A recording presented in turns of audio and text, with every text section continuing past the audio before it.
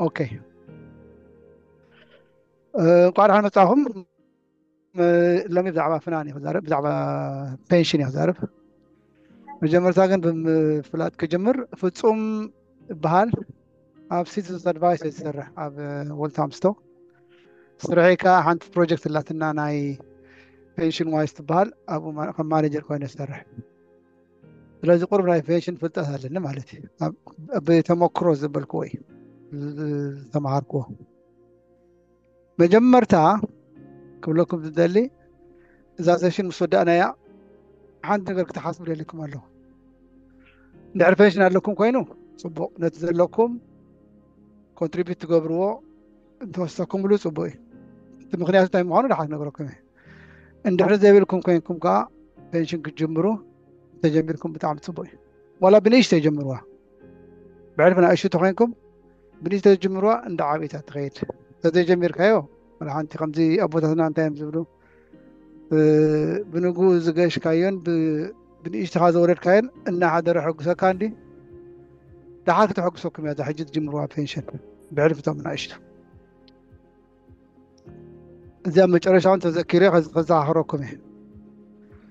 ግን እቲ ፔንሽን ናይዚ ዓዲ እንታይ ከም ዝመስል ብኸመይ ከም ዝካየድ ክንሪኦ ኢና ሕጂ በብሓደ ኦኬ ብዙሕ ሰብ ብዛዕባ ፔንሽን ዘለዎ ረኣያ ፍልይ ዝበለ እዩ ገሊፁ ውፅዋ እዩ ዝመስለካ ገሊኡ ሓቂ ክውንነ ዘለዎ እዩ ተቐዳመይቲ ብዙሕ ሰብ ዘይሓስባ ኣላ ኢትስ ቱ ኤርሊ ኣነሲ ይርክበሉ እየ ፔንሽን ከምዚ ናይ ኣረግቶ ናይ ዓበይቲ ዝመስለካ ይርክበሉ እየ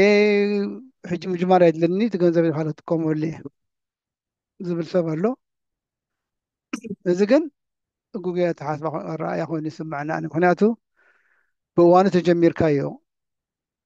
እቲ ገንዘብካ እቲ ፔንሽን ንክዓቢ ብዙሕ ዕድል ትህበልካ ማለት እዩ ስለዚ ሓንቲ ካብተን እዚኣ ከም ምፅዋይ ንሕሰባ እቲ ስእሊ ዝበሃል ኣይሰርሕኒ ኣብዚ ዝኾነ ዋላ ወዲ 18 ከለካ ክጅምር ትኽእልካ ቆልዑ ከይተረፈ ክጅምሩ ክእሉ እዮም ምክንያቱ ይፍቀደሎም እዩ እንድሕሪ ኢንካም ስለ ዘይብሎም ኣላ ብመንግስቲ ትፍቀድ 2008 ንዓመት እንዳገበሩ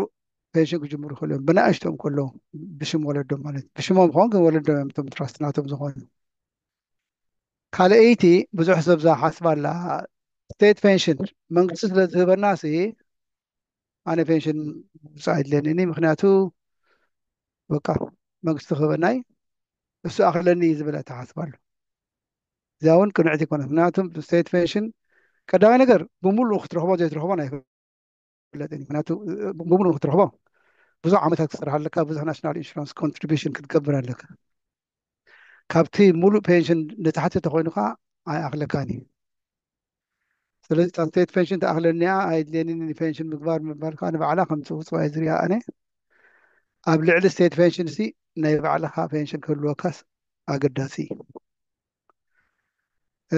ካልእ ተሓስባካ እንታይ ኣሎ ካብ ናብ ፔንሽን ዝኸፍሎ ሲ ኣብ ባንክ ኣካውንት ኣብ ሴቪንግ ኣካውንት እንተእትየዮ ዝበለፀ ገንዘብ ይወልደለይ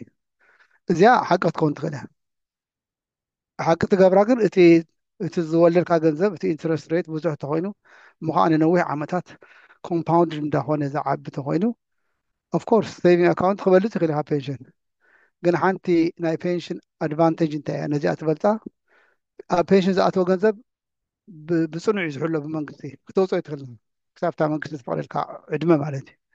ኣብ ሴቪንግ ኣካውንት ዘሎ ግን ኤኒታይም ክተውፅኦ ትኽእል ከድልየካ ከሎ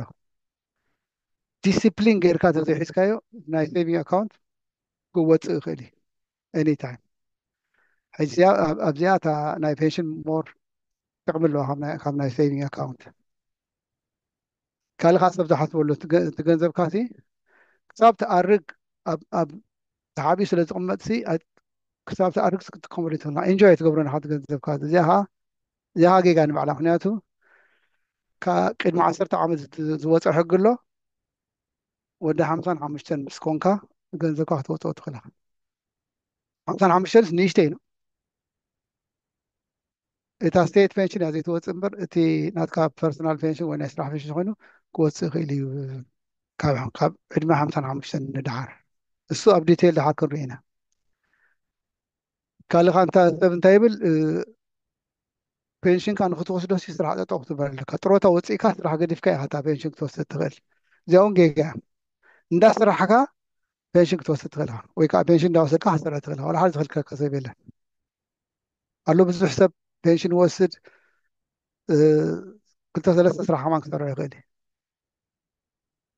እታ ናይ መጨረሻ ፔንሽን ናትካ ቀልጢፍካ ክትወስዶ ትኽእል ኢኻ ከድልየካ ከሎ ትወስዶ ተኣሲሩ ዘሎ እዛ ኤክሰፕሽን ኣለዋ ገሊኦም ሰባት ኣለዉ ቀልጢፎም ክወስድዎ ዝኽእሉ ወይ ብሕማም ምክንያት ፍቀደሎም እዩ ክወስድዎ ወይ እንድሕሪ ኣብ ከምዚ ፕሮፌሽናል ፕሮፌሽናል ዝኾኑ ስፖርተኛታት ኤርሊ ሪታይርመንት ይፍቀደሎም እዩ ፕሮቴክትድ ፔንሽን ኤጅ ዝበሃሉ ንዖም ይፍቀደሎም እዩ በዚ ምክንያት እዚ ክትወስዶ ትኽእል ኢኻ እታ ዝበልኩኹም ግን 55 ዕድመ ግን እሳ ንኩሉ ሰብ ዘርካ ትምልከት እያ ስለዚ እቲ ውፅዋይ ድዩ ክውንነ ዝብሎ ዘለኹ እዚ እዩ ፔንሽን ምጅማር ብጣዕሚ ፅቡቅ ኮይኑ ስምዐናኒ ፔንሽን እንታይ ማለት እዩ እዚኣ ኩሉ ሰብ ይፈልጣ ግን ስኢለ ከዓ ሓድሽ ዴፊኒሽን ሂበ ኣለኹ ፔንሽን ማለት ገንዘብ እዩ ገንዘብ ኮይኑ ግን ሪታይር ምስ ገበርካ ጥሮታ ምስ ወፃእካ ወይ ከዓ እቲ ናይ መንግስቲ ዕድመ ናይ ገንዘብካ ትወፅአሉ ዕድመ ምስ በፃሕካ ትጥቀመሉ እዩ ቅድሚ ክትጥቀመሉ ዘይትኽእል ኣብ ዊኪፒድያ ቸክ area definition ናይ pension እንታይ ኣትብል pension is a fund into which amounts are paid regularly during an individual's working career from which periodic payments are made to support the pension's retirement work እንዳኸበርካሉ ትኸይድ ወይ ብናሽናል ኢንሹራንስ መልክዕ ይኹን ዋላ ፔንሽን ኮንትሪቢሽን መልክዕ እንዳኸበርካሉ ትኸይድ ሞ ድሓር ሪታየር ምስ ገበርካ ትጥቀመሉ ገንዘብ ማለት እዩ ሮቶም ምስ ወፃእካ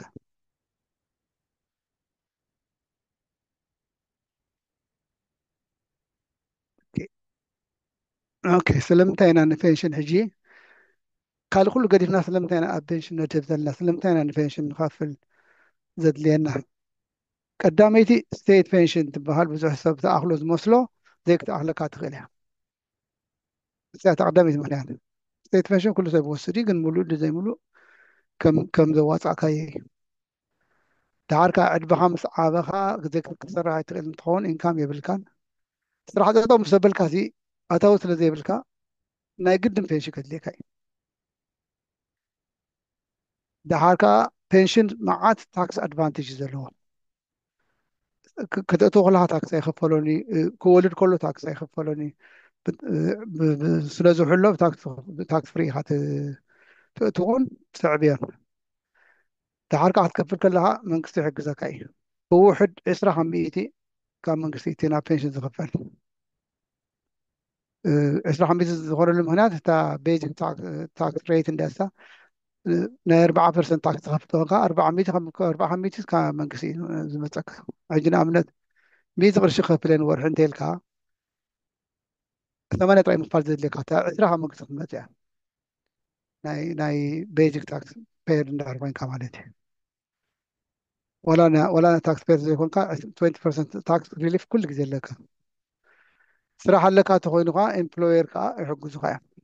ኤምፕሎየር ከዓ ካብታ ናትካ ቁሩብ ውሕድ ትብል ኮንትሪቢዩት ትገብር እዩ ስለዚ ሰለስተ እዩ እዚ ታክስ ሪሊፍ ናትካ ኮንትሪቢሽን ናይ ኤምፕሎየር ኮንትሪቢሽን ተዋፅኡ እዩ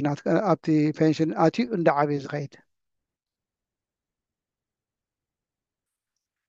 ካልእ ክሳብ 55 ዝመለካ አንለስ ኤክሰፕሽን ተዘይሃሊብካ ክሳብ 55 ትኾን እቲ ስለ ዘይወፅእ እሱ ከዓ ሓደ ጥቕሚ ኣለዎ ኣይቲ ወላ ቅድሙ እንድሕሪ ውፅኢካዮ ዘይሕጋዊ ትራንዛክሽን ስለ ዝኸውን የቕፅዓካ እዩ ክሳብ 55 ዓመትካ ዝኾን ኣይወፅእን እዩ ካልእ ኣድቫንቴጅ ሕጂ ብ2012 ዘተኣተወ መንግስቲ ከዓ ኣውቶማቲክ ኤንሮልመንት ዝበሃል ኣሎ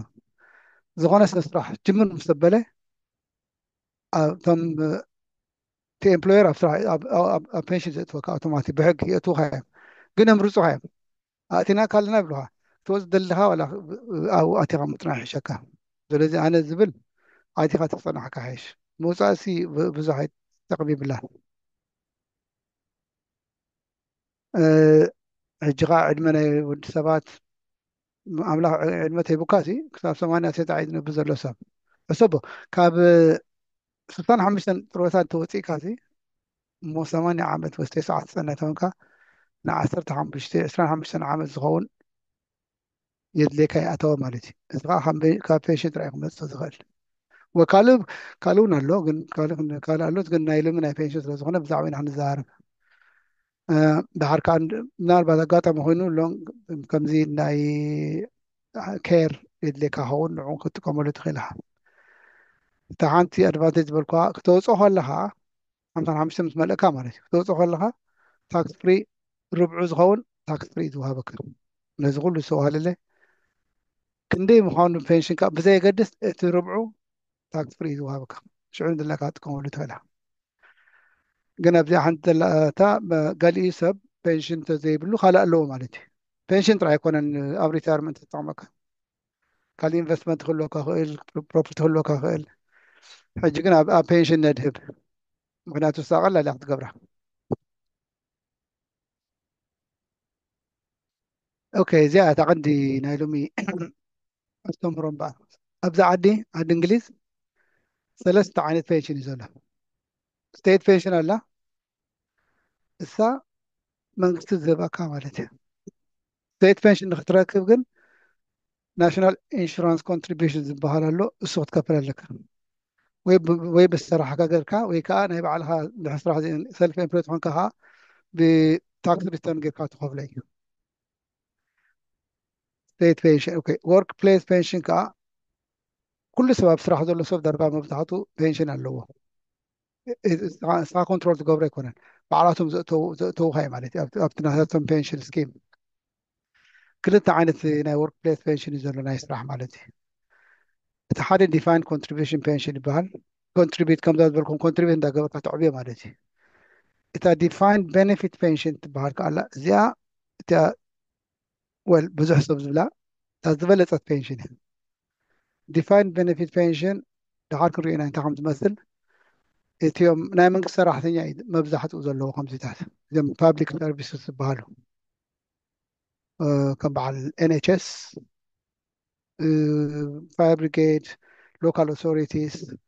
ኤዱኬሽን ዝሰርሑ ኮታ ናይ መንግስቲ ዝሰርሑ ሰባት ዲፋይንድ ቤኔፊት ፔንሽን ኣለዎም እታ ዝበለፀ እሳ ግን ዲፐንስ ክንደይ ዓመት ከም ዝሰርሓ ክሪአና ዳዓር ካብዚ ክልቲኡ ወርክ ፕሌስ ፔንሽን እንድሕር ትገብር ዘይትኽእል ኮንካ ስራሕ ዘይብልካ ኮንካ ፐርሰናል ፔንሽን ትገብር ትኽእል ናይ ባዕልኻ እሱ ከዓ ዲፋይንድ ኮንትሪቢሽን ፔንሽን እዩ እተን ናይ ስራሕን ናይ ፐርሰናል ፔንሽን ክልቲአን ዲፋይንድ ኮንትሪቢሽን ብኮንትሪቢሽን ዝተዓብያ ማለት እዩ ነዚ እምበኣር በብሓደ ክንሪኦ ኢና ቅድሚኡ ግን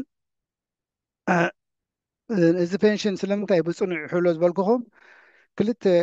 ሓለውቲ ኣለዎ ፔንሽን ኣብዚ ሃገር ፔንሽንስ ሬጉሌተር ዝበሃል ኣሎ ናይ ዲፋይንድ ቤኔፊት ፔንሽን እቲ ናይ ስራሕ ፔንሽንን ናይ ዲፋይንድ ኮንትሪቢሽን ናይ ስራሕ ፔንሽን ክልቲኡ ናይ ስራሕካ ፔንሽን እንተኮይኑ ወይ ናይ ሞያካ ፔንሽን እንተኮይኑ በዚኦም እዩ ዝሕሎ ፔንሽን ሬጉሌተር ነተን ፔንሽን ስኪምስ ነተን ናትካ ፔንሽን ሒዘንኦ ዘለዋ ብሕጊ ከም ዝቀየረ ዝገብርዎን እዚኣቶም እዮም ፔንሽንስ ሬጉሌተር ፐርሰናል ፔንሽን እንተኮይኑ ግን ብፋይናንሻል ኮንዳክት ኦቶሪቲ ዝውሕሎ ፋይናንሻል ኮንዳክት ኦቶሪቲ ፔንሽን ጥራይ ዘይኮነን ንኩለን ኣብዚ ዓዲ ዘለዋ ፋይናንሻል ኢንስቲትዩሽንስ ንዐን እዩ ሬጉሌት ዝገብረን ንኣብነት ሓደ ፋይናንሻል ኣድቫይዘር ዝብለካ ሰብ ኣብ ፋይናንሻል ኮንዳክት ኦቶሪቲ ዝተመዝገበ ክኸውን ኣለዎ እንተዘይኮነ ኢሌጋል እዩ ዝሰርሖ ስራሕ ኣብ ፔንሽን ፀገም ድሕሪ ጋጢሙካ ንኣብነት እቲ ፔንሽን ካምፓኒ ናትካ እንድሕሪ ካብ ቢዝነስ ወፃኢ ኮይኑ ክንከፍለካ ይንኽእል ኢና እንታይ ኢሎምካ ካሕሳ ትህበካ ኣላ ፋይናንሻል ሰርቪስ ኮምፐንሴሽን ስኪም ዝበሃል ኣሎ ግን ካብዚኦም ካሕሳ ንክትረክብ እቲ ናትካ ፔንሽን ፕሮቫይደር እቲ ናትካ ኢንሹራንስ ካምፓኒ ኣብ ኤፍሲኤ ዝተመዝገበ ክኸውን ኣለዎ ፋይናንሻል ኮንዳክት ኦቶሪቲ ዘይፈልጥዎ ተኮይኖም ኣይ ወላሓንቲ ትረክብና ስለዚ እዚኦም ዝኾነ ፔንሽን ናትኩም ፕሮቫይደር ኣብ ኤፍሲኤ ተመዝገበ ምዃኑ ክትፈልጡ ቼክ ክትገብሩ ኣለኩም ማለት እዩ ዲስክሌመር እዚአን ኣምፅአን ዘለኹ ዲስክሌመር ማለት ካብ ሓላፍነት ወፃኢ ዘይ ሓላፍነታዊ ዝኾነ ኢንፎርሜሽን ከይሂበኩም ኢለ ቀዳማይ ካፒታል ኣት ሪስክ እዚኣ ኩለን ኢንስቲቱሽን ናይ ፋይናንስ ዝጥቀማለን ኣለዋ ካፒታል ኣት ሪስክ ዝበሃል ዝኾነ ይኹን ኢንቨስትመንት ድብ ክወርድ ይኽእል እዩ ሕጂ እዚኣ ንኩሉ ሰብ ንገርዎ እንድያ ትበሃል ናትካስ ፔንሽን ንባዕሉ ከም ዓለሙ ኢንቨስትመንት እንዲ كيف لا تقبلي ورد ديبي كن جنرال دا ديبي إذا خير ناتو إنفست ولا توم ناتكا إنشورانس نتقمن كله أبتصبو إنفستمنت تو ناتو سلا زخفلها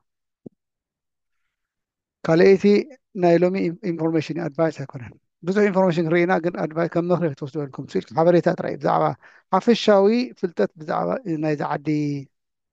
بنشن سيستم نخلو نايلة كالكوليشن قال لهم قبلنا أنا منك بصورة من تخردنا الكالكوليشن كم زي إكزامبل كم جايد إن أنت كم ولمبر جارانتي كورن بكندي تأتي كندي تركب هذا الإكزام كم قابلنا تقول له فأنا بشارش هذه information سوا كم له نا UK pension trade ملكته أنا بزح هذا لهم كأبزي نخاف كالعدد مسحهم كما سأصل خون في الهجنة أوروبا كيشن بقولوا جن ذا أنا ذكر هذا لهم نا UK ترى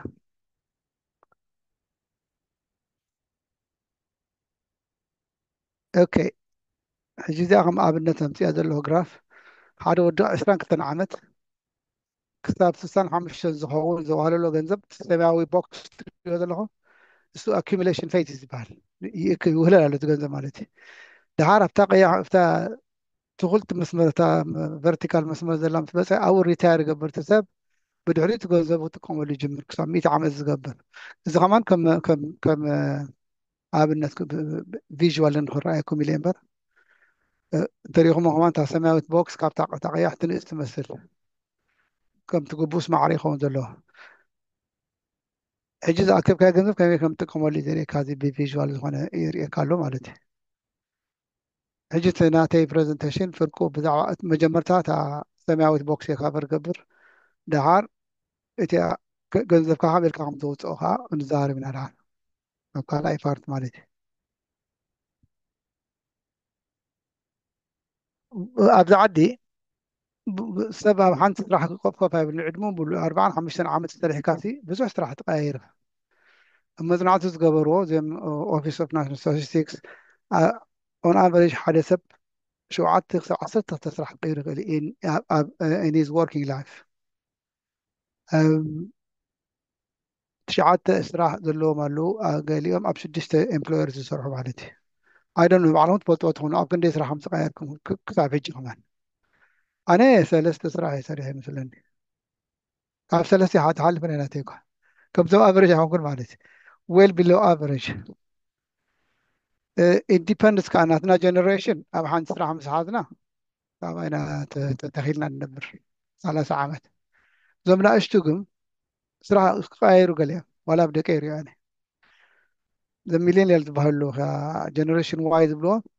ክሳብ 15 ግዜ ስራሕ ክቀይሩ ይኽእሉ እዮም ዝብል ግምት ኣሎ ካብ 1980 ክሳብ 1995 ወይ 1981 1996 ዝተወለዱ ደቅኹም ኣለዉ እዚ ብዙሕ ስራሕ ከም ዝቀያይሩ እዩ በቲ ጀነሬሽን ይፈላለየ እዩ ማለት እዩ እዚ ዘሪአኩም ዘለኹ ኣብ ዝኸድካዮ ስራሕ ፔንሽን ክህልወካ ኽእል እሱ ኩሉ ግዜ ክትዝክርዎ ኣለኩም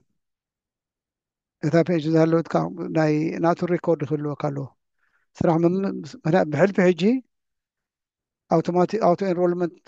ዝበሃለሉ ኣብ ዝኾነ ይግደድ እቲ ዘስራሕካ ሰብ ኣብ ፔንሽን ገእትወካ ዕድመ ከዓ ናይ ደቂ ሰባት ዕድመ ኣኮርዲንግ ቱ ስታንዳርድ ላይፍ ሞስት ኮመን መብዛሕትኦም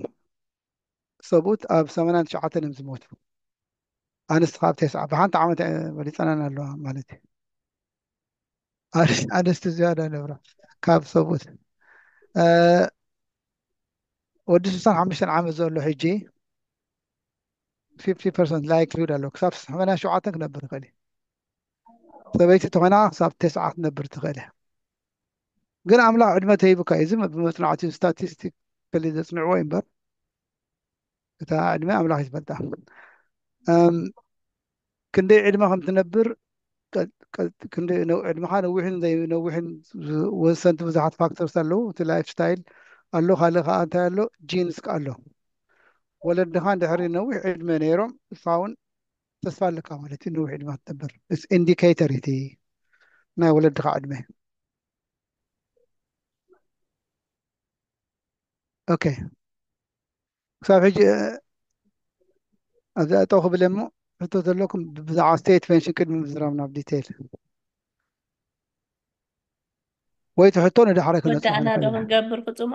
ኣራይ ምስ ወዳና ኣብ ክንገብር መወዳእታ ኦኬ ሕራይ እምበር ኣብ ስቴት ፔንሽን ንእቶም ስቴት ፔንሽን ንኣንስትን ሰብኡትን ኣብዚ ዓዲ ብሕጊ 66 ዓመት ምስ መለካ ጥራይካ ትወሃብ ቅድሚኡ ወላ ሓደ ዝወስድ ሰብ የለን 66 ክሳብ ዝመለካ ስቴት ፔንሽን ኣይጅመርን እዩ እንድሕሪ 35 ዓመት ሰሪሕካ ሙሉእ ስቴት ፔንሽን ትረክብ እታ ካብዛ ሰሙን እዚኣ ኔክስት ዊክ ክውስኽ እዩ 220 እዩ ነይሩ ሕጂ 230 ገለ ኮይና ኣላ 225 ንሰሙን ትረክብ ካብ ኔክስት ዊክ ጀሚርካ ማለት እዩ እቲ ዝኽፈሎ ግን ኣብ ኣርባዕተ ሰሙን ኣብ 4 ሰሙን እዮም ዝህቡኻ ኣብ በቢ 4 ሰሙን እዮም ዝኸፍሉኻ ስለዚ ምስ ተጀመረሲ ሙሉእ ስቴት ፔንሽን ትወስድ 921 መፀካ ማለት እዩ ንባንክ ኣካውንት ናትካ ግን ክንዲዚ ዝረክብ ሰብ 35 ዓመት ናሽናል ኢንሹራንስ ኮንትሪቢሽን ዝገበረ እዩ ፉል ስቴት ፔንሽን ዝወስድ ሚኒመም ካብ 10 ዓመት ክግበር ኣለካ ካብ 10 ዓመት ንታሕቲ ተኮይኑ ናሽናል ኢንሹራንስ ኮንትሪቢዩት ዝገበርካዮ ስቴት ፔንሽን ኣይወሃበካን እዩ ናሽናል ኢንሹራንስ ካ በቢዓይነቱ እዩ ኤምፕሎይ ተኾንካ ስራሕ እንድሕር ለካ ናይ መንግስቲ ወይ ናይ ግሊ ስራሕ ተለካ ተቆፀርካ ሰብ ተኮይኑ ክላስ ዋን ዝበሃል ናሽናል ኢንሹራንስ ኣሎ ባዕሎም ዝከፍልዎ እቶም ናትካ ኤምፕሎየርስ ማለት እዩ ሰልፍ ኤምፕሎይ ተኾንካ ክላስ ቱ ናሽናል ኢንሹራንስ ዝበሃል ኣሎ ብሰልፊ ኣሰስመንት ዝገብር ከላ ታክስ ሪተርን ትገብርካ ተእትዎ ማለት እዩ ኣዲሽናል ዩዝ ገዝቶ ደሊኻ ክላስ ፍሪ ዝበሃል ኣሎ ማለት ሕጂ ገለ 5 ዓመት ኣለዋ ዘይስራሕ ክኮን 30 ዓመት ጥራይ ሰሪሐ 5 ዓመት ይጎድላኒ ትብል ተኾንካ ንኣብነት ተን 5 ዓመት ክትገዝአን ትኽእል ኢኻ እሱ ኣብ ዲቴል ኣብቲ ጋቨርንመንት ዌብሳይት ኣቶም ክትሪኦ ትኽእሉ እዮም ግን ይከኣል እዩ 35 ቅድም ዘይሰርሐካ ንድሕሪት ተመሊስካ ክሳብ 6 ዓመት ተመሊስካ ክትገዝኦ ትኽእል ኣዲሽናል ዩዝ ትበሃል ስቴት ፔንሽን ክበሃል ከሎ ቀረፅ ይክፈሎ እዩ ታክሰብል ግን ቀረፅ ከይቆረፁ እዮም ዝሰዱልካ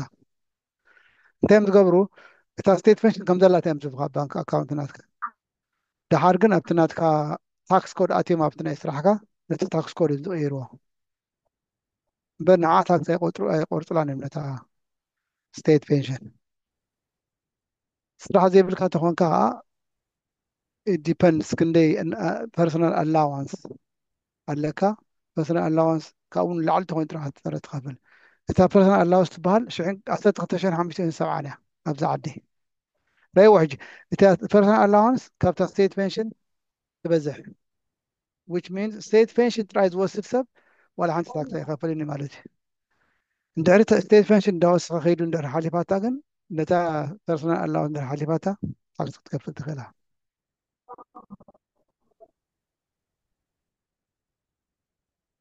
ኦኬ ስቴት ፔንሽን ንክትወስድ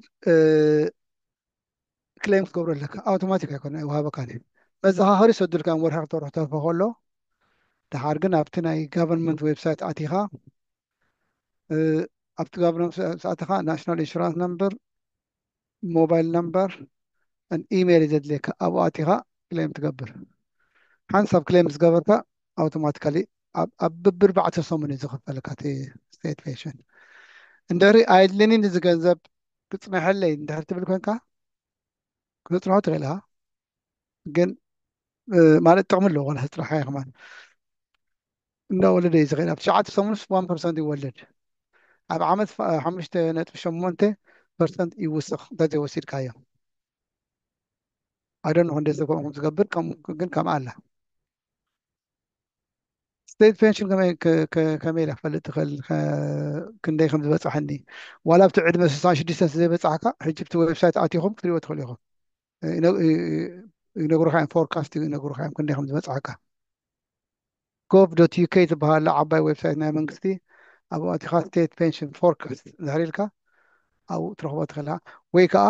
ደው ኢልካ ቴሌፎን ፊውቸር ፔንሽን ሰንተር ዝበሃል ሎ ንዖም ደው ኢልካ ተኣሽም ትገብር ካሓቶም ይነግሩኻ በዚ ትኸዶ ዘለካ ንድሕር ቀፂልካ ክንዲዚ ዝመፀካ ስቴት ፔንሽን ኣብ 66 ይብልኻ እሱ ኣቐዲምካ ምፍላጥ ብጣዕሚ ፅቡቅ እዩ ንመደብ ከተውፅእ ይሕግዘካ ማለት እዩ ይስማዓሉ ፅቡቅ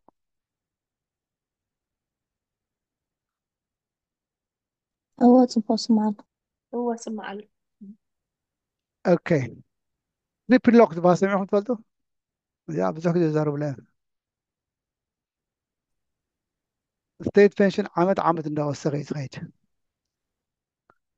እዚኣ ዓመት ዓመት ዝውስኸሉ ብኸመይ ካብዘን ሰለስተ በታ ዝዓበየት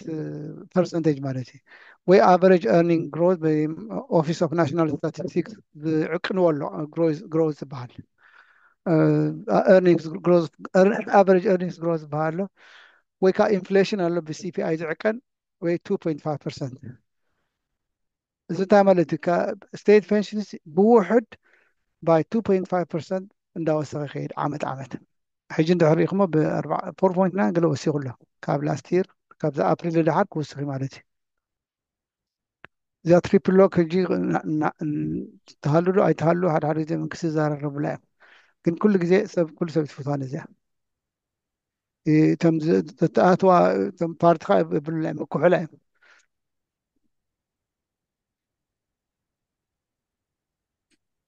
ሕጂ ሪእዎን ስቴት ፔንሽን ን ፐርሶናል ኣላዋንስ ታክስ ፍሪ ኣላዋንስ እዘን ስቴት ፔንሽን እንዳወሰኸ ከይዱ ከምዚ ሕጂ ገይሮሞ ዘለዉ ፐርሶናል ኣላዋንስ ፍሪጅ ተገይሮሞ ስቴት ፔንሽን ክትሓልፋ ትኽእል እያ ነታ ፐርሶናል ታክስ ፍሪ ኣላዋንስ ተሓሊፋታ ሰብ ታክስ ክኸፍል ክጅምር እዩ ኣብ ስቴት ፔንሽን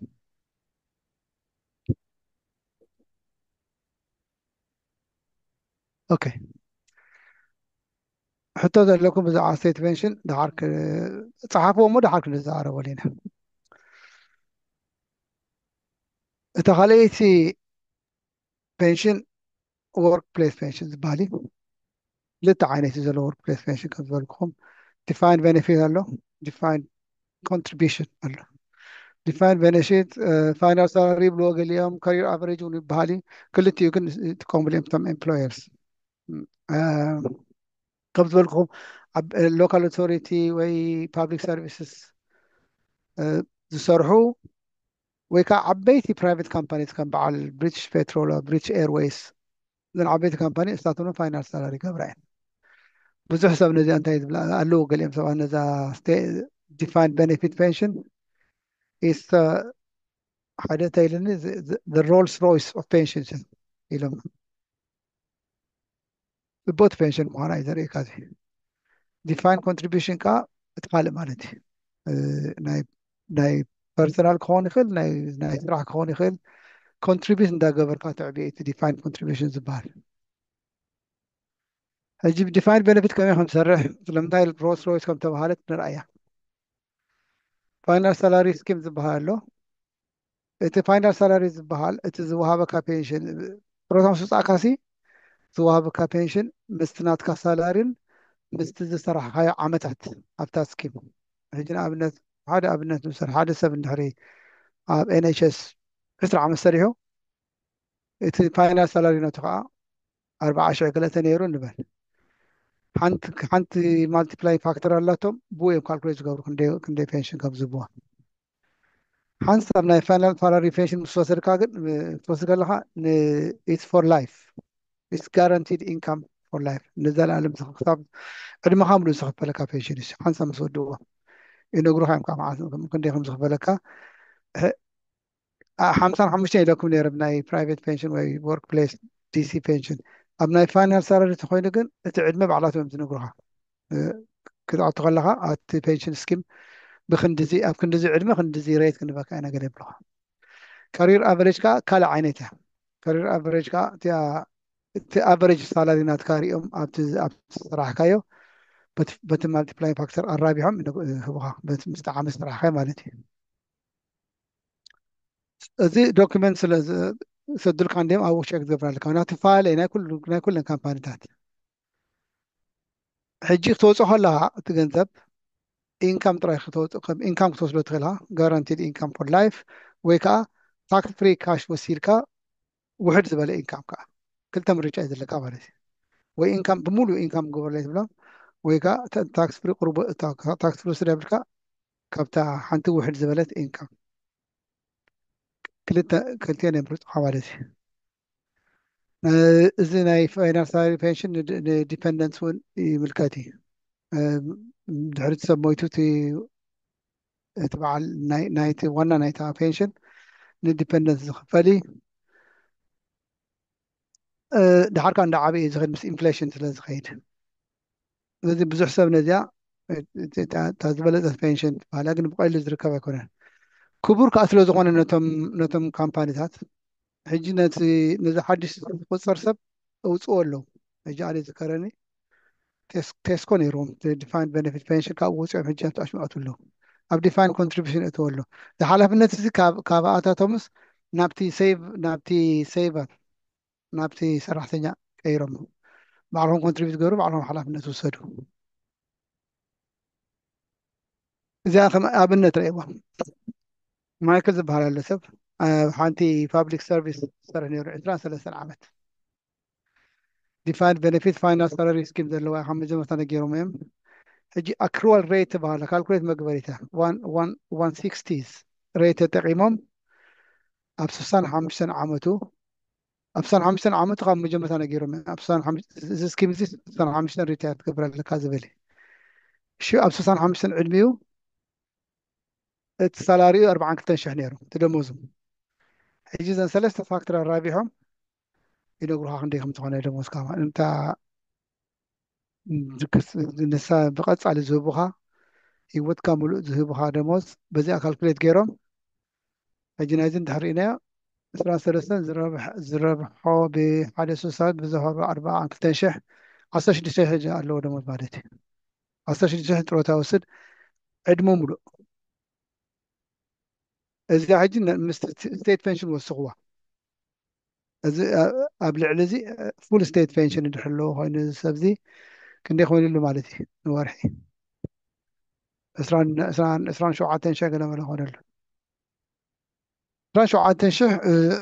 ጥሮታ ክትወስድ ን30 ዓመት is amazing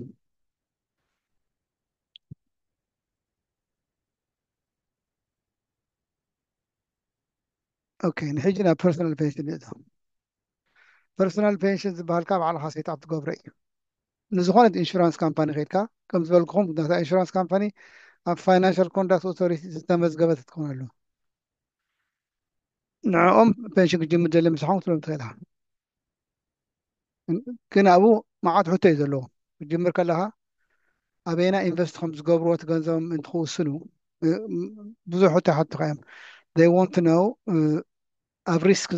ዘለካ ራእይታ ሪስክ ትወስድ ኢኻ ዋላ ስኻ ሪስክ ኣቨርቲ ኢኻ ምክንያቱ ሪስክ ትወስድ ትኾንካ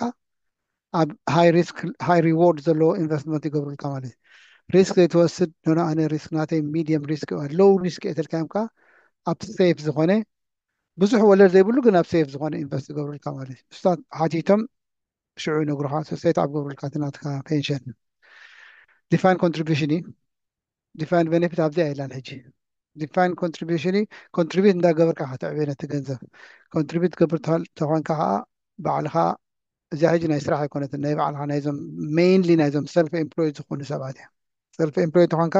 ባዕልካ ኮንትሪቢዩት ትገብር መንግስቲ 20 ይኸፍለልካ ከምኡ እንዳበለ ዝዓቢ ካልእ ከዓ ዘዕብዮ ካልኦት ኢንቨስትመንት ብሰለስተ መንገዲ ዓብየ ዝኸይድ እቲ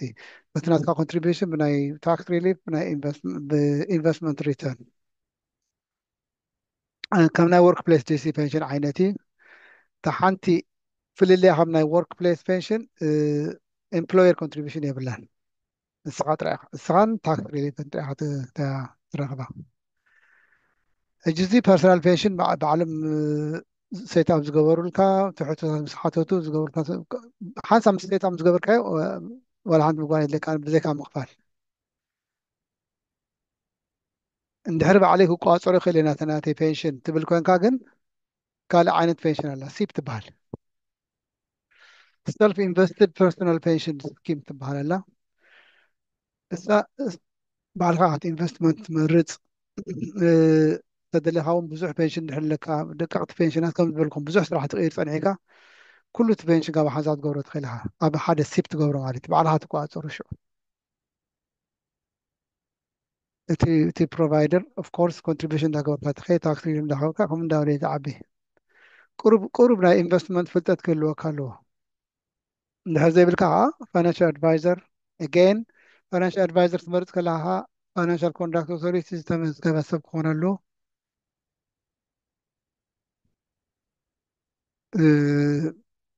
ካልእ ጥቕሚ ናይ ሲብካ ኣብ ዝኾነ ግዜ ክተውፅኦ ትኽእልካ ክትቀያይሮ ትኽእልካ ኢንቨስትመንት ባዕልካ ክትመርፅ ትኽእልካ እቲ ሪስክ እንዳረእኻ ሃይ ሪስክ ትወስድ ትደሊ ወይ ሃይ ሪስክ ሃይ ሪተርን ትደሊካ ወይ ከዓ ሎው ሪስክ ዝኾነ ክትወስድ ትኽእል ገሊኡ ኣብ ካሽ ትገብሮ ትኽእል መዓት ምርጫ እዩ ዘለካ ናትካ ስለ ዝኾነት እያ ከምታ ሽማ ሰልፍ ኢንቨስትድ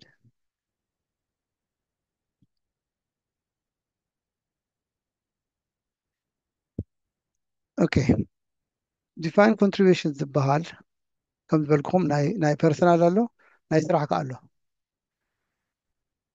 ሓደ ሓደ ግዜ ማኒ ፐርቼዝ ዝብሉ እዮም ገሊኦም እቲ ኤምፕሎየር ወይ ከዓ ባዕልካ ኢንዲቪጁዋል you are invested by you contribution are invested by the pension provider pension provider እሳቶም እዮም እቲ ገንዘብ ኢንቨስት ዝገብርዎ ናቲ ናትካ ኢንቨስትመንት ንክሕልውካ ይኽፍሉካ እዮም ኖርማሊ እቲ ፋንድ ክዓቢ ከሎ ታክስ ፍሪ ዝዓቢ ዝባሊ እዚአን ሕጂ ብቀይሕ ፅሒፍየ ዘለኹ ፅቡቅ ጌር ክንርአዮ ምክንያቱ እቲ ቫሊ ናይቲ ናትካ ብሕልፊ ክተውፅኦ ከለካ ክሳብ ክንደይ ከም ዝዓበየ ሰለስተ ነገር ኣለዎ ዝውስን ተቀዳመይቲ ክንደይ ካ ከፊልካ ብዚ ኣብቲ ዕድመ ናታ ፔንሽን እቲ ዝዓበየሉ ከመይ ዓብኒ ብክንደይ ፐርሰንቴጅ እንዳዓበየ ከይ ነይሩ ዓመት ዓመት እቲ ምዕባይ ክበሃል ከሎ ትኽ ዝበለ ኣይኮነን ከም ፍላክቹዌት ይገብር እዩ ጀነራል ላዕሊ እንዳዓበየ ከይድ ግን እንዳጎደለ እንዳወረደ እንዳጎደለ እንዳወረደ ላዕሊ ከይድ እሱ ወሳኒ እዩ እታ ሳልሰይቲ ካ ናይ ሓቂ ክትሕልዋ ዘለኩም እቲ ፔንሽን ፕሮቫይደር እቲ ኢንሹራንስ ካምፓኒ እቲ ገንዘብካ ሒዝዎ ዘሎ ሰብ ካምፓኒ ክንደይ ዘኽፍሉካ ማኔጅመንት ቻርጅ ማኔጅመንት ቻርጅ ኣሎ ፋንድ ቻርጅ ዝበሃሉ ኣብ ዓመት ኣብ ዋን ኦፍ ዘኽፍሉካ ኣሎ እሱ ኩሉ ትፈልጦ ኣለካ እንድሕር ብኡ ሕጉዝ ዘይኮንካ ናብ ካልኦት ሕልፎ ትኽእል ኢካ ገንዘብካ ምክንያቱ እቲ ንኣብነት እንድሕር 2% ዘኽፍሉካ ተኮይኖም እሞ ብ2% ጥራይ ዝዓቢ ነይሩ ተኮይኑስ እቲ ዝወለዶ ገንዘብ ሙሉእ ሲሉ ማለት እዩ ስለዚ እሳ ውሳኔት እያ ክሳብ ክንደይ ከም ዘኽፍሉካ ኖርማሊ ካብ 1% ታሕቲ እዮም ዘኽፍሉ 0.5% ገለ እዮም ዘኽፍሉካ ግን እሳ ምፍላጥ ብጣዕሚ ፅቡቅ እያ ፋይናንሻል ኮንዳክት ኦቶሪቲ ኩሉ ግዜ ክንደይ ከም ተኽፍሉ ትራንስፓረንት ክኾኑ ምስቲ ሴቨር እዮም ዝብልዎ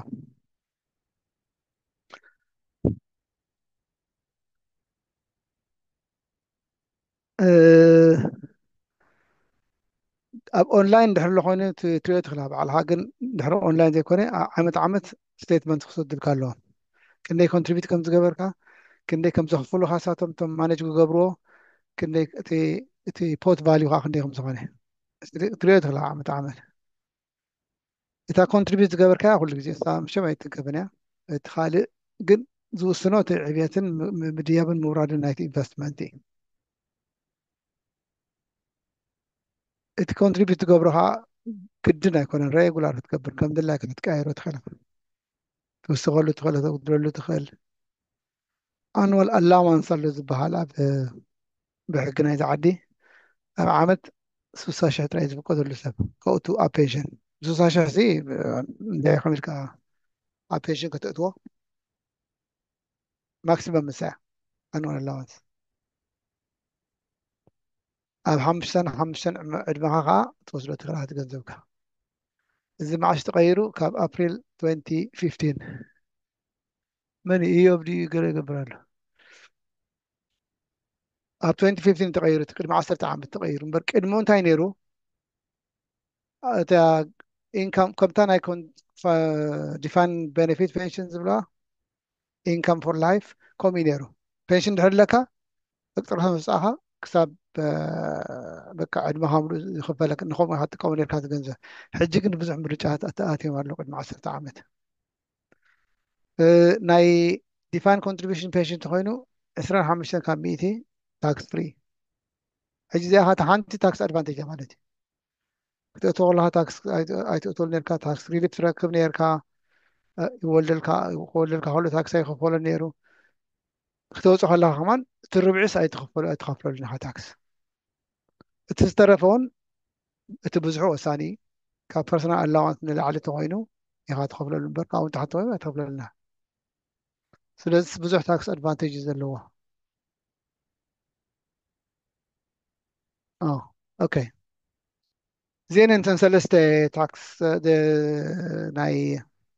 ፔንሽን ዓይነት ስቴት ፔንሽን፣ ወርክ ፕሌስ ፔንሽን፣ ፐርሰናል ፔንሽን።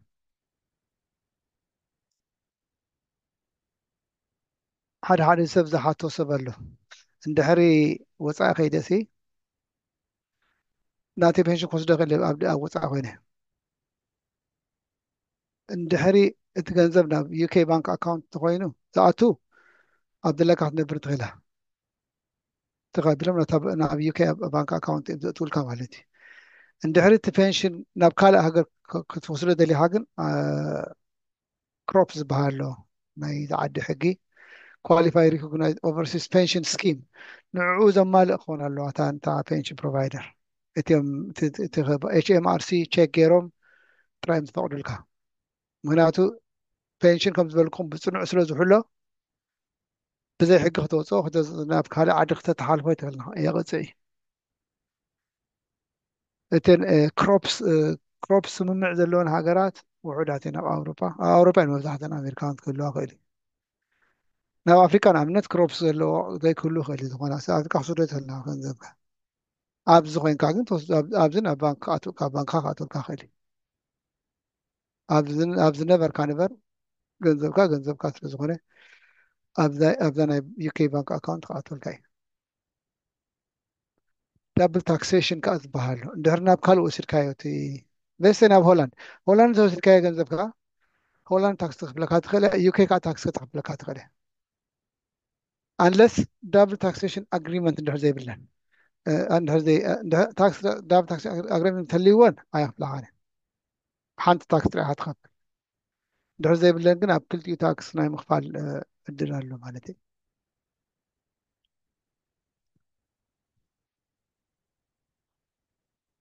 ኦኬ ሕጂ ቁሩብ ተኣሽሙ ንግበር ንርኣየ እስኪ ከመይ ከም ዝሰርሕ ክንደይ የድልየኩም መስለኩም? ኣብ ጥረታ ምስ ተኣኹሲ ክንዲ ኣኽላኒ ንዓይ ሲንግል ኩን ዋላ ካፕል ኩኑ ለይሰ ደቅኹም ዓብዮም ንበሎ ክንደይ ኣኽለኩም መስለኩም? ዓብዮም ማለት ሴት ነፍሶም ክኢሎም ካብኹም ኣይደልን እዮም ክሕግዙኹም ተዘይኮይኖም ንክልቲኹም ወይ ሓዲኹም ሲንግል ተኾንኩም ክንደይ የድልየኩም ኣብ ዓመት ፔንሽን? ከም ዝበልክኹም እታ ስቴት ፔንሽን እኽልቲ ኣይኽልትን ብምልእታ ትረኽባን ከዓ ውሳኒ እዩ። ሕጂ እዚ መፅናዕቲ ዝገበሩ ካምፓኒ ኣለዉ ኣብ ዩኬሲ ዝተፈላለየ ላይፍ ስታይል ክንደይ ኢንካም ከም ዘድልየካ ኣዘ ፔንሽነር ስራሕ ምስ ገደፍካ እዩ ማለት እዩ። ኮምፕሊትሊ ካሊእ ኢንካም ይብልካ እታ ናትካ ኣታዊት ካብ ፔንሽን ጥራያ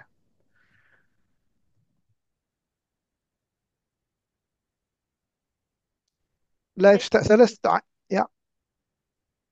ሰለስተ ዓይነት ላይፍ ስታይል እዩ ዘሎ ከም ዝበሉ ውሳቶም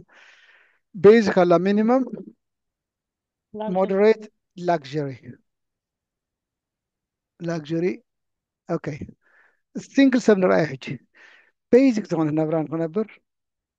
በይኑ ተኮይኑ 14,000 የድልዮ 14,000 ሕጂ እዚኣ ብዙ ኣብ ዓመት መቐላ እቲ ወጪኻ ክንደይ ምዃኑ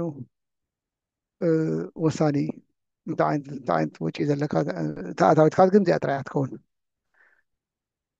እቲ 14,000 ሲ ከመይ ኢለ ክነብራ እንታይ ክበልዕ ክዛወዲ ሆልደይ ክኸይደ ከይድኒ ሽሮ ጥራይ ክበልዕ ዋላ ቁምጣ እንዳልካ ክትሓስበል ኣለካ ማለት እዩ። ካፕል ተኮይንኩም ከዓ 22,000 ዲቴይል ናይዚ ክትሪኦ ትደሊኹም ሓንቲ ዌብሳይት ኣላ እንታይ ማለት ሚኒመም ሞደሬት ላግዠሪ ላግዠሪ ኤንዌ ብዙሕ ሆሊዴይ ኣትኮዩ ዝኸይድ ሰብ ከለ ማለት እንዲ ሪታርመንት ሊቪንግ ስታንዳርድስ ዶት ኦርግ ዶት ዩኬ ትበሃላ ዌብሳይት ኣብኡ ራእይዋ ሪታርመንት ሊቪንግ ስታንዳርድስ ብርሃነ እንታይ ኢልካ ተኣሸ ግበረላ ሊንክ ስለ ዘሎ ሪታርመንት ሊቪንግ ስታንዳርድስ ዶት ኦርግ ዶት ዩኬ ትበሃል ኣብኡ ሎ እቲ ዲቴይልስ እንታይ ማለት እዮም ሚኒመም እንታይ ማለት እዮም ሞደሬት እንታይ ማለት እዮም ላግዠሪ ኦር ኮምፎርታብል ላይፍ ሕጂ 14,000 ንክህልወካ እንታይ ክትገብር ኣለካ ክንሪኦ ኢና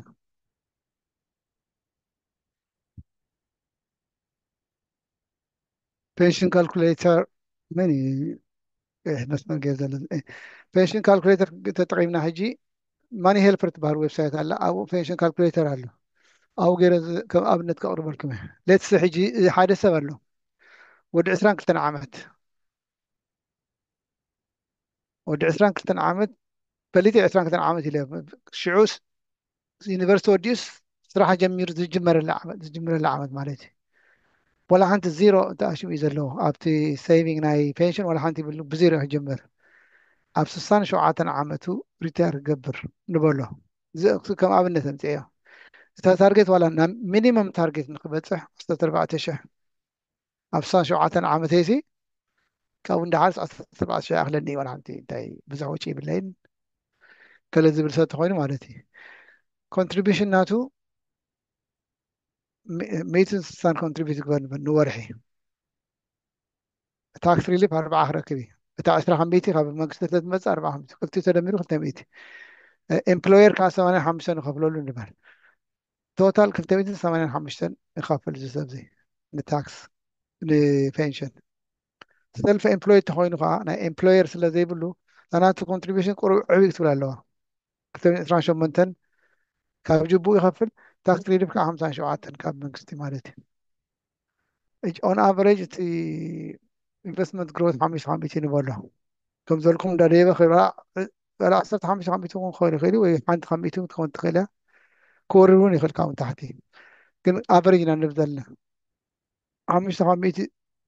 እንዳዓበየ ምስ ከደ ቻርጅ ከዓ 0.35% ካብ 1% ንታሕቲ የኽብሉካ እቶም ፔንሽን ፕሮቫይደርስ ኢንሹራንስ ካምፓኒታ ገንዘብ ካሒዛቱ ዘላ ማለት እዩ ማኔጅ ንክገብሮ ዘኽብሉካ ይሱ ሕጂ እዚኣ ክንደይ ይኾነሉ ይመስለኩም ኣብ ድሕሪ 45 ዓመት ከምኡ እንዳገብረ ተቐፂሉ መልሲ ብዚ ኣላ 224,616 ኮይኑ ይብሉ ኣሎ እቲ ገንዘብ ስኢሉ ተን 160 ዝበልናየን ኣብ ፔንሽን ክኣቱ ኣይደልኒ ኣነ እታ 160 እንዳሓና ብትሕቲ ፍርናሽ ቀምጣ እዩ እንድሕር ኢሉ ግን 86,000 ትኸውን ዳርጋ 3 ዕፅፊ ይኮነልካ እንድሕሪ ፔንሽን ኣቲኻ እዚ ዝገብሮ ዘለካ እቲ ታክስ ሪሊፍ ኤምፕሎየር ኮንትሪቢሽን እዚታት እዩ ሕጂ ካብዚአን እተን ርብዐን ታክስ ፍሪ ክትወስደን ትኽእለን ኣብቲ ኣብ ዝደለካሉ ግዜ ኣብቲ ሪታየርመንት ትገብረሉ ግዜ ርብዑ ታክስ ፍሪ 56,154 ታክስ ፍሪ እዚ ወሲድካ ኣለካ ከይዱ በቲ ዝተረፈ ኢኻ ኢንካም ትገዝእ ማለት ንሂወትካ ሙሉእ ዝኸውን ወርሓዊ ገቢ ትገዝእ ብከምኡ ኢኻ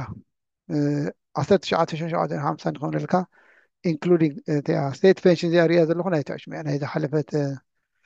ዝሓለፈ ዓመት እዩ 8,000 ገለን ፐርሰናል ፔንሽን ይኮነልካ ስቴት ፔንሽን ከዓ 11,000 ተደሚሩ ክልቲኡ 19,760 ታርጌት ናቱ ክንደይ ነይሩ 14,000 ነይሩ እታ ቤዚክ ነይሩ ንዓ ሓሊፋ ማለት እዩ 160 ጥራይ እንዳኸፈለ ንወርሒ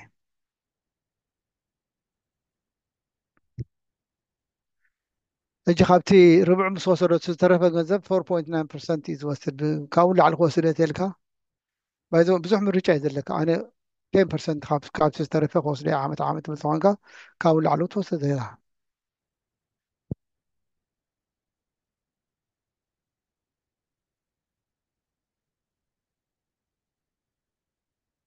ኣውቶማቲክ ኤንሮልመንት እዚኣ ኣብ ዝቐረባ ማለት ብዝቐረብ 2012 ተጀሚሩ ብመንግስቲ ዝኾነ ሰብ ስራሕ ክጅምር ከሎ ኣውቶማቲካሊ ናብ ፔንሽን እትውካ ሕጂ ካብኡ ኣብኡ ንክትኣቱ ግን ኤምፕሎይ ከም ኤምፕሎይ ትሕሰብ ኣለካ ብሕጊ ዕድመኻ ካብ 22 ንላዕሊ ኮይኑ ካብ ስቴት ፔንሽን ኤጅ ta 66 ዝበልክኹም ካብኡ ንታሕቲ ክኸውን ኣለዎ ደሞዝካ ካብ 10,000 ንላዕሊ ክኸውን ኣለዎ እዚአን ሰለስቲአን ክራይቴርያ ተማሊአን ኣውቶማቲካሊ ኣብ ፔንሽን እትውካ ግን የምርፁካ እዮም ኣእቲና ካለና እንድሕሪ ዘይትደሊ ኮንካ ንገረና ይብሉካ ብዙሕ ሰብ ድሓን ይደልየ እዩ ዝብል ሕጂ እቲ ኣውቶማቲክ ኤንሮልመንት again ብሕጊ ናይ መንግስቲ እቲ ኤምፕሎየር 3 ሚኒመም እዩ ሰለስተ ከሚት ከፍል ኣለዎ ናይ ደሞዝካ ሰለስተ ከሚት ቅድሚ እዚ ቅድሚ ግሮስ ናይ ደሞዝካ ሰለስተ ከሚት ካብ መንግስቲ ይመፅእ እቲ ኤምፕሎይ ከዓ ሓሙሽተ ከሚት ትወስድ ትኸፍል ኣብ ልዕሊኡ ታክስ ሪሊፍ ኣለካ ደሞዝካ ካብ 6,000 ክሳብ 50,000 ተኮይኑ ጥራይ ካብ 50,000 ንላዕሊ ተኮይኑ ደሞዝካ ተንተን መንግስትን ንስኻን ትኸፍታ 8% ኣይትቅየርና ካፕ ያሳ ማለት እዩ ንክትቅይራ ተደሊኻ ግን ናትካ ክትውስኮ ኣለካ ባዕልኻ ወሲካ ኣነ 6 ከሚት ክኸፍል ደልየ ነቲ ኤምፕሎየር ክውስኹ ተኽኢሎም ንዑ ማች ገብሩልካ ተኽኢሎም ገሊኦም ሕራ ይብሉ ኮለን ከየብልካ ክእሉ እዮም ግን ብኸማ ጥራይ ክትዕብያ ትኽእል እቲ ኮንትሪቢሽን ናትካ ወሲካ እዚ ሳላሪ ከዓ ዋላ ቦነስ ይኹን ገለ ይኹን ኩሉ ይሕሰብ እዩ ስለዚ እዚኣ ሓድሽ ስራሕ ትጅምሩ እንድሕር ኮንኩም እዚኣ ክትሪእዋ ኢኹም ክነግርኩም እዮም I think better off if you stay in እንድሕር ፔንሽን ደልዮም አንለስ እቲ ገንዘብ ንካሊእ ክትጥቀመሉ ትብሉ ዘይኮንኩም ናትኩም ምርጫ እዩ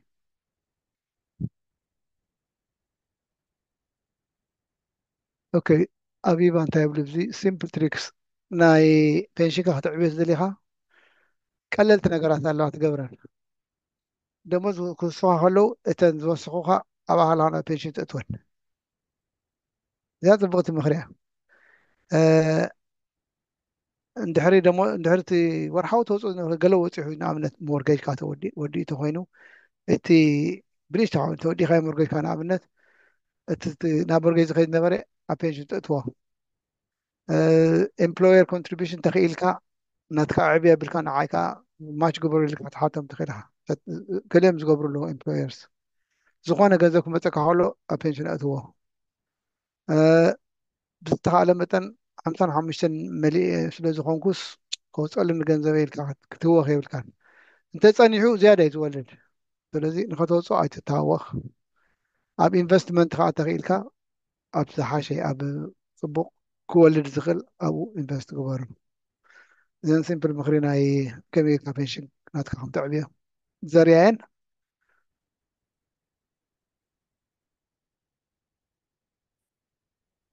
ኦኬ ሕጂ ከመይ ኢልካ ፔንሽን እንታይ ዓይነት ፔንሽን እዩ ዘሎ ከመይ ገና ፔንሽንና ክንዕብዮ ንኽእል ዝብል ወዲና ኣለና ሕጂ ብተኣሽሙ ከዓ እትየ ኣብ ከመይ ገና ክንወፅኦ ንኽእል ኣራ 55 ዓመት ይድለኩም ኣለኹ ኦኬ ሕጂ 55 በፂሐ ዕድመይ ዋላ 60 በፂሕ ኣለኹ ከውፅኦ ከለኹ ከመይ ይሰርሕ እቲ ናይ ዲፋይን ሕጂ ናይ ዲፋይን ኮንትሪቢሽን ጥራይ ክዛረብ ምክንያቱ እታ ዲፋይን ቤነፊት ሪኢኹም ኢኹም እቲ ኤምፕሎየር ዝውስን ካብ መጀመርታ ተወዲ ይነግሩካ እዮም ፋይናል ሳላሪ ዘለና ብከምዚ ነራብሖ ክንዲዚ ኣብ ክንዲዚ ዕድሜኻ ትወስዶ እቲ ናትካ ፔንሽን ዕድሜኻ ምሉ እሳታ ሪታርመንት ሰሌክትድ ሪታርመንት ኤጅ ትበሃል ኣለዋ እሳ ተወዲያ ናይ ዲፋይን ኮንትሪቢሽን ግን እዚ መብዛሕትኡ ናይ ፕራይቬት ፔንሽን ናይ ፐርሰናል ፔንሽን ናይ ስራሕ ፔንሽን ዘሎ ኖርማል ሚኒመም ፔንሽን ኤጅ 55 እያ እዚኣ ብቅድሚ 10 ዓመት 2014 ስፕሪንግ ባጀት መኒሽሙ ቻንስለር ነይሩ ሽዑ መኒሽሙ እዚ ጆርጅ ኦዝቦርን ነይሩ ኣናውንስ ገይርዋ ፔንሽን ፍሪደምስ ፔንሽን ዝያዳ ፍሪደም ፔንሽነርስ ዝያዳ ፍሪደም ክህልዎም ኣሉ ሴቨርስ ብዙሕ ፍሪደም ክህልዎም ኣሉ ገንዘቦም ከም ድላይም ክወፅኦ ክእሉ ኣለዎም ኢሉ እዘን 6 ኦፕሽንስ ከም ዘለካ ኣናውንስ ገይሩ ሽዑ ሕጂ እዚኣተን እታ ቀዳመይቲ ዩ ካን ዲለይ ፔንሽን 55 ስለ ዝኾንካሲ ክትወፅኦ ኣለካ كدوت لك مالت قدنا يكونن انت زي وصاخايو እንደ ዓበይ ዝኸይድ ኦፍ ኮርስ ቻርጅ ገብሩካ እዮም ማኔጅ ዝገብሩልካ ግን ኣብ ክንደይ ዓመት ኣብ ክንደይ ዓመት ኢኹ ክወስደልክ ዝብል ከዓ መጀመርታ ዝተሰማምዓኻ የሎ ምስቶም ኢንሹራንስ ካምፓኒ ምስቶም ዝተሰማምዓኸ ንዑ ክትሓልፎ እንድሕር ኮንካ ነቲ ዕድመ ኣብ 65 ንኣብነት ኢልካ እሞ ኣነስ ክፀንሕ ፅንሐለይ ገለ እቲ ከዓብየለ ትብል እንተኮንካ ከይቐልፅዖ ክትግቕ ኣለካ ቸክ ግበር በታ ዓመታት ዘይወፂኻ መቕፃዕቲ ኣለዋ ገለ መለኸ ይህልዋ ብዝተረፈ ብቃ ዓብየልካይ ወላ ሓንቲ ፀገም የብሉ ክትኩሕዞ ትኽእልካ ግን 55 ስለ ዝመልእኻ ክትወስዶ ማለት ኣይኮነን እታ ካልአይቲ ኦፕሽን ጋራንቲድ ሪታይርመንት ኢንካም እያ ትበሃል 25 ካብ 100 ታክስ ፍሪ ትወስዶ እያ 100,000 ዘለካ ሕጅ ዝረኣናዮ ሰብ 100,000 ዘለካስ 25,000 ታክስ ፍሪ ትወስደን በቲ ዝተረፈ 75,000 ግን ኢንካም ፎር ላይፍ ዝበሃል ኣሎ ኣኒቲ ወይ ከዓ ፎር ሊሚትድ ፔሪድ ኦፍ ታይም ትገዝኦ ትኽእል ኢኻ ምስቶም ኢንሹራንስ እተን ገንዘብሲ ንኢንሹራንስ ትህቦም በቃ ኣኒቲ ክገዝእ ደልየ ኣለኹ ጋራንቲድ ኢንካም ክገዝእ ደልየ ኣለኹ ትብሎም ሽዑ ካልኩሌት ገሮም ይነግሩኻ ኦኬ በዚ ገንዘብ እዚ ኣብ ዓመት ወይ ኣብ ወርሒ ክንዲዚ ኢኻ ክትወስድ ትኽእል ንብልኻ ብኡ ትሰማማዕ ብዙሕ ዓይነት ኣኒቲ ኢኻ ዘሎ ናይ ሲንግል ላይፍ ኣሎ ኣነ ንባዕለይ ጥራይ ኢንካም ደሊ ተልካ ብዙሕ ዝበለ ትወስድ ማለት እዩ ጆይንት ላይፍ ከዓ ዝበሃሉ ወይ ምስ በዓልቲ ቤትካ ምስ በዓል ቤትካ ትገብሮ ወይ ከዓ ምስ ደቅካ ትገብሮ ተኮይኑ ንክልቲኻ ፕሮቴክትድ ትኸውን ግን እቲ ወቅቲ መፀካ ገንዘብ ውሕድ ዝበለት እያ ትኸውን ምክንያቱ ንክልቲ ክሰብ ስለ ዝኸፍሉ ዘለዉ ካልእ ካልእ ተሎ ኣብቲ ዶክመንት ክትሪለካ እምበር እታ ጋራንቲድ ኢንካም ከምታ ናይ ዲፋይንድ ቤኔፊት ፔንሽን ኢንካም ፎር ላይፍ እያ ሓንሳብ ምስ ገዛእኻ እታ ኣኒዩቲ ኣይትቕየርኒ ስለዚ ሓሲብካ ትኣትዋ ኣለካ ማለት እዩ እቲ ሳልሰይቲ ፍሌክሲብል ሪታይርመንት ኢንካም ዝበሃል ኣብዚኣ 25 ካብ 100 ፍሪ ታክስ ፍሪ ትወስዶ ዝተረፈ ገንዘብ ኣብ ድላይካ ክትወፅኦ ትኽእላ ተደለኻ ብዙሕ ትወስድ ተደለኻ ቁሩብ ትወስድ ሬጉላር ትገብሮ ትኽእል ኢኻ ኣብ ዝጠዓመካ ክትወስደሉ ትኽእል እቲ ዝወፅእ ታክሳብል ኣኒዩቲ ድሮውዳውን ዝብለኩም ዘለኹ እቲ 25 ካብ 100 ጥራይ ታክስ ፍሪ እምበር እቲ ዝተረፈ ታክስ ይኽፈሉ እዩ ምስ ካሊእ ኢንካምካ ደሚሮም ምስ ካሊእ ኣታዊካ ደሚሮም ታክስ የኽፍሉካ እዮም ካብቲ ፐርሰናል ኣላው ላዕሊ ተኮይኑ ማለት እዩ እቲ ራብዐይቲ ሕጂ እዚኣ እታ 25 ካብ 100 ታክስ ፍሪ ዝበልኩም እሳ ይትወስደና ጥራይ ክንዲዚ በቃ ዝወሰድካ ገንዘብ ግን እታ ርብዓ ታክስ ትኸፍለላ እታ ሰለስተ ርብዒ እታ ርብዓ ታክስ ፍሪያ እታ ሰለስተ ርብዒ ታክስ ኣይትኸፍለላ ንኣብነት ሕጂ 4,000 እንድሕር ወፂእካ ካብቲ ናትካ ፔንሽን በዛ ናይ ኣፍ ፕላስ 4,000 ተወፂእካ እታ 1,000 ታክስ ፍሪ እያ እታ 3,000 ግን ምስ ካሊእ ኢንካም ካ ተደሚራ ቀረፅ ትኸፍለላ ማለት እዩ ኤጌን ካብ ፐርሰናል ኣላውንስ ላዕሊ ተኮይና ወይ ከዓ ተደሊኻ እቲ ገንዘብካ ብምሉእ ተውፅኦ ትኽእልካ ብሓንሳብ ከተውፅኦ ከለካ ግን እታ ርብዓ ኤጌን ታክስ ፍሪ እያ እቲ ዝተረፈ ግን ምስቲ ካሊእ ናትካ ኣታዊ ተደሚሩ ክንደይ ታክስ ከም ትኸፍል እቶም ፔንሽን ፕሮቫይደር ባዕሎም ነግሩካ እዮም ክትወፅእ ከለካ ታክስ ዘብሉካ እንድሕሪ ታክስ ኮድ ዘይብልካ ኮንካ ኢመርጀንሲ ታክስ ዝበሃሉ ይኽእሉካ እዮም እታ ሸድሸይቲ ንክልተ ሰለስተ ኣርባዕተ ፔንሽን እንድሕር ኣለካ በቲ ሓንቲ ኢንካም ፎር ላይፍ ገዜ በቲ ሓንቲ ድሮውዳውን ገብራይ እቲ ሓንቲ ብምልእታ ከውፃኢ ክትብለሉ ሚክስ ዩ ከን ሚክስ ዩ ፔንሽንስ ሕጂ እዚ በቢ ዓይነት ምርጫታት ንዲፋይን ኮንትሪቢሽን ፔንሽን ጥራይ ዝምልከት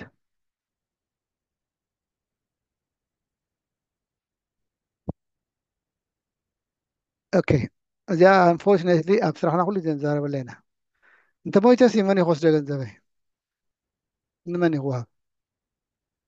ፔንሽን ኣለካ ሕጂ ንኣብነት 180,000 ዝኸውን ኣለካ ንበል እንድሕሪ ሞይትካ እትዮም ፔንሽን እቶም ትራስቲስ ናይታ ፔንሽን እሶም እዮም ዝውስኑ ንመን ከም ዝህብዎ ገንዘብ ግን ኣቀዲምካ ነጊድካ ዘፀኒሕካ ግን እስኻ ክትውስን ማለት እዩ ኖሚኔሽን ኦፍ ቤኔፊሻሪ ዝበሃል ፎርም ኣሎ ሕጂ እንድሕር ዘይብልኩም ኮንኩም ሕተትዋ ኖሚኔሽን ኦፍ ቤኔፊሻሪ ፎርም መሊእካ ትሰደሎም ነቲ ብዝሰየምካዮ ሰብ እዮም ዝከፍልዎ expression of wish كذا بقولتي حدا يقول ببنشم هي بمنبر expression of wish. I wish my money to go to this person. نبعت بيتك على البيت كاري ولا ندك خارين تغني. حيجي نقول لي بصراحة أنا حاجة ثانية بلون نقول لي nomination of beneficiary قال لكم وجينا هنا مو تشيك قبر من هالبات محدث كيد لي محدث لي حد زين كان أنا بس قبروا له nomination of form نسبيتي وهذا اللي بنسون محمد حاري فاتحه أجل هاي كأي واحد صنيعهم نتاز فتوى سويتي وهم تقدم مالتي سوتا تشيك قبروا له ويل ويل سمعهم فلت ويل نتنات كاستيت أبي كم زخيد نمن كم زوهاب قالت official documentي pension كنا ويل أتوني pension إنها ويل أتي هايو ثم ignorance قبروا هناتو will is not pension is not part of your estate كم زبالكم بصنع زحلو أبكال بوتا دولي إن pension ترايد خون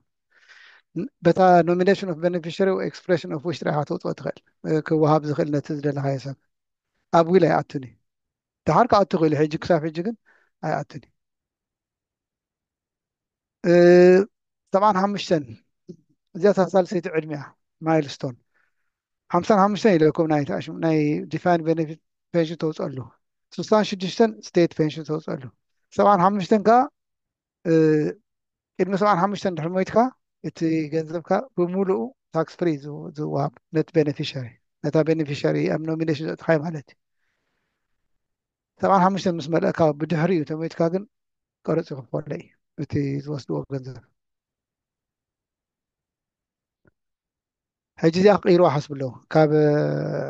6 أبريل 2027 رغلت عامت مالتي التبيشن حجون part of your estate كخون مش مس قرص أي خفون عندنا ورا حجون كخفون له جمري مالتي قند رغلت عامت زي ما تحقيتي سلاد الشعو أبويل كأت وقف له خاخوليا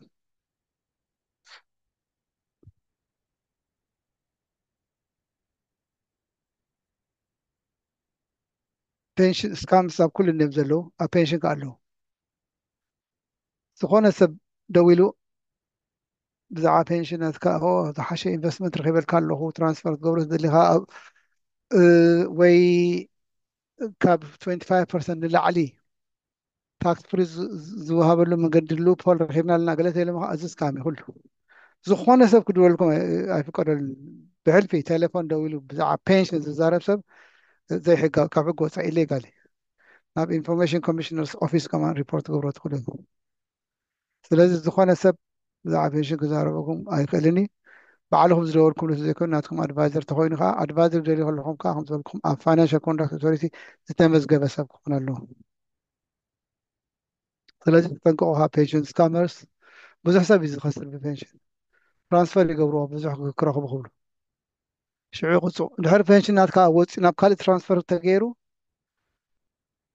55% ታክስ ከዓ ክፍሉካ እዮም ገንዘብካ ሓሲርካስ ብተወሳኺ አንኦቶራይዝ ትራንዛክሽን ስለ ዝገበርካ 55% ታክስ ትኸፍለሉ ነቲ ትራንስፈር ዝገበርካ እዩ ክልተ ክሳራ ማለት እዩ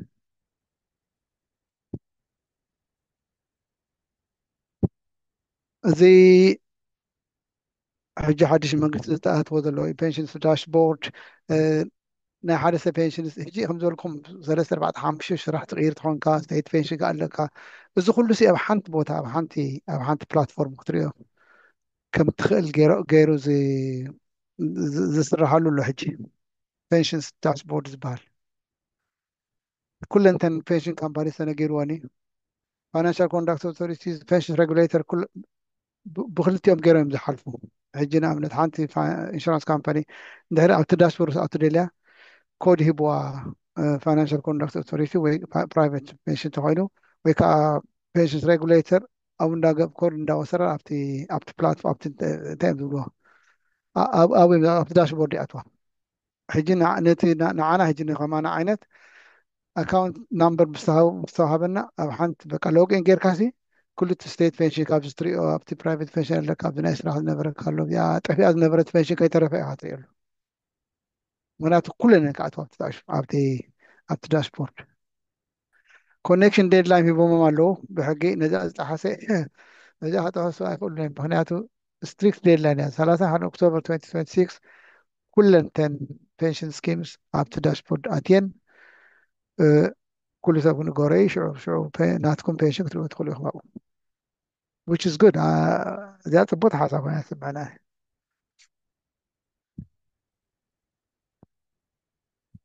ودينا نحجي مثلني the information تزبالة information تروحوا تزل لكم قبل تيكي especially بزعا state pension كالك حق تاعنا pension تزل لكم أقول له ماني هيلبر تبار ويب سايت هلا الصفحة ناي منكسيا ملو information يلو ناي زي زنقور كم بملو سأقول financial conduct authority تم regulator سام السو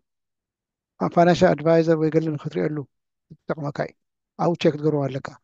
registration number اللوم دي باللوم أو تريو pension regulator كان ناي workplace pension يم unbiased كاتبوت من رخيبها قال زرع هو أه متى أشوف تيك توك جيرسي مع مارتن لويس كتره له هو مارتن لويس مال مالي سيفنج اكسبرتس بتعملوا في إيه مارتن لويس ناي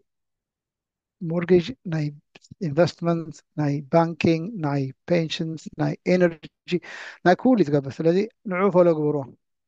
اب ميديا له على اي تي في اب سوشيال ميديا له انكلودينج تيك توك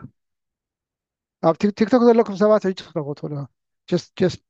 type his name money saving expert ويكا مارتن لويس انتلكم اقول له بب فولدر غير قميتو قالو تناتو سناتو بب سابجكت قميتو زلو ስለዚህ عاكرين لهم تقولوا ودينا أنا هجي ناب حتى خناتهم خيرنا. Thank you.